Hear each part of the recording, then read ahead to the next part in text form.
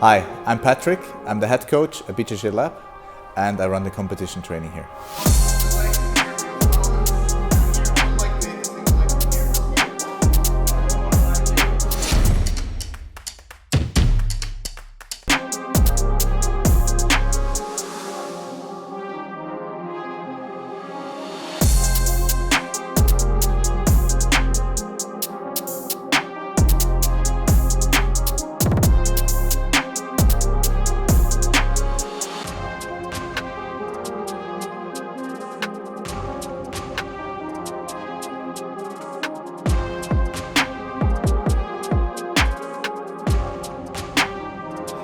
Alright, let's get started. Come class.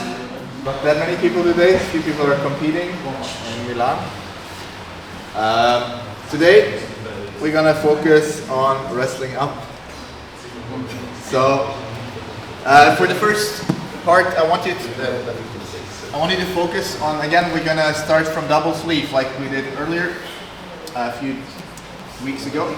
So you start from double sleeve. I want you to start connecting and your partner gives you some reactions. I'm going to connect to the lower body, and then when you have a chance here, I want you to try to look for the far lapel if you can. You can also sleeve feed as well, but this is a very good grip. It's always like a little cheat code in DP, because usually I need both hands to control the single leg. Here, since I only have one here to hold the leg, I can always base with the other one, and it makes it very easy to get off the ground.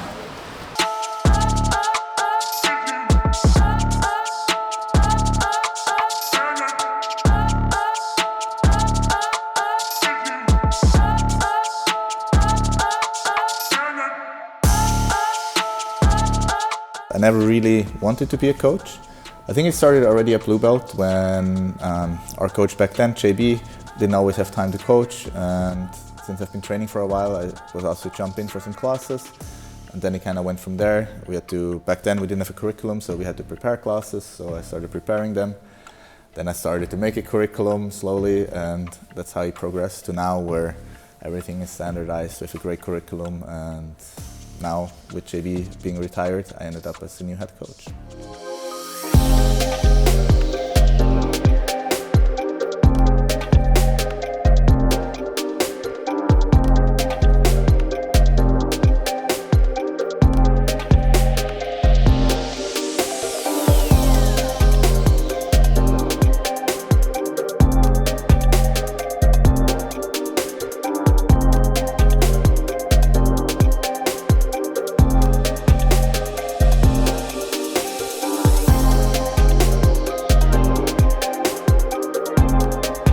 What I like most about coaching is being able to help other people and help their jiu-jitsu and see them grow, not just on the mat but also off the mat. I feel when people train here for a few years, you see how they grow.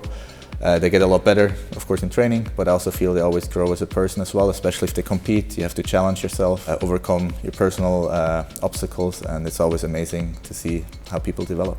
Last thing I want to look at is on the defense side of things. So your partner has a single leg on you. So just some things to play around with here.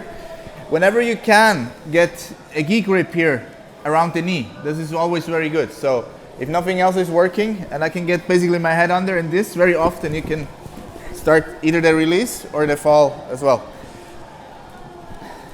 So again, great option here, especially if the lapel. Sometimes you can even trip them a little bit here as well and return them back to the mat.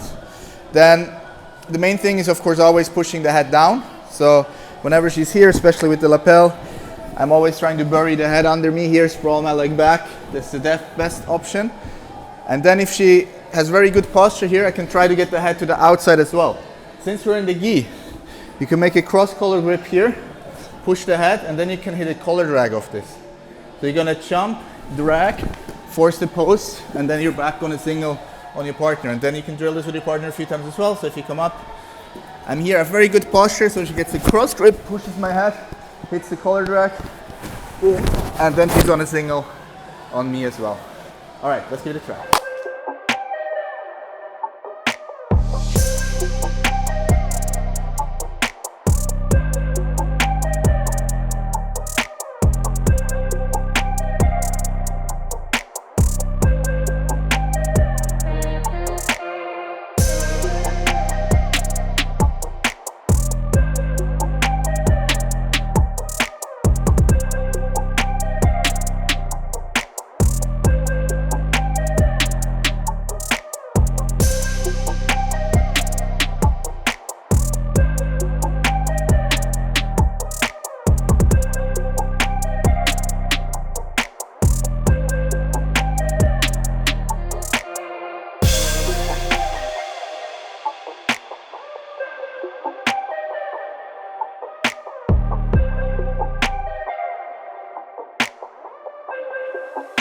To help the team prepare, we use a very scientific approach here.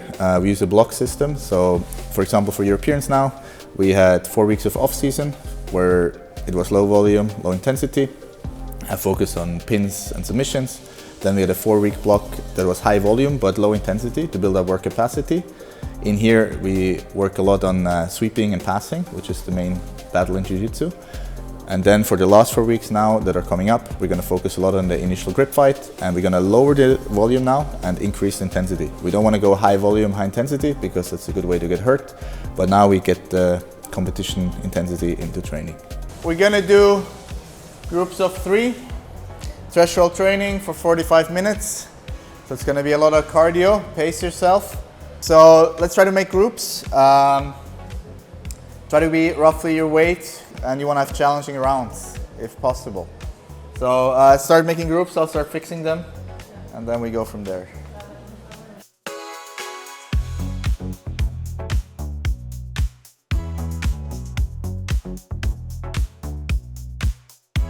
Also, you notice today we don't have music. I'm bringing back everyone's favorite soundtrack, the competition noise, just so you get used to it. So when we have the competition, you will not notice it, hopefully. All right, get ready.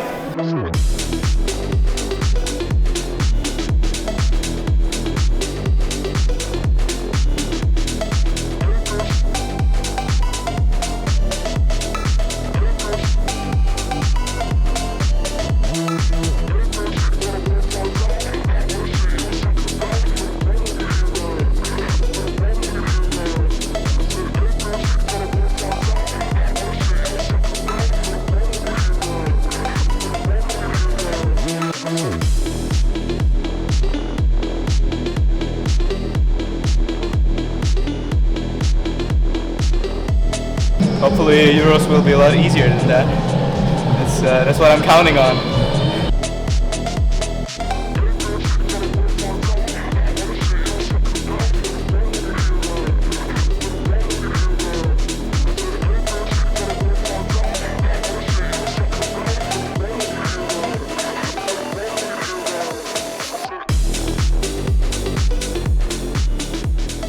Whether you are a competitor or not, I think the mindset of process over outcome is one thing that helped me a lot, and I also see helping other people a lot too.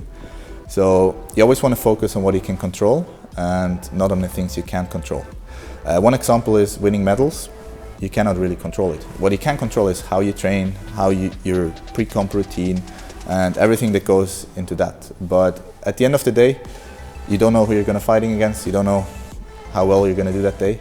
And it really doesn't matter. The main thing is, are you working on the process? Are you getting better? And if so, I'm happy as a coach, but also as a competitor, you should treat it the same way. So yeah, I hope you guys enjoy seeing our training here. And for the ones of you that already train with us, but haven't made it to competition class, make sure you give it a try. It's a lot of fun. It's hard, but it's also fun. So hope to see you on the mats.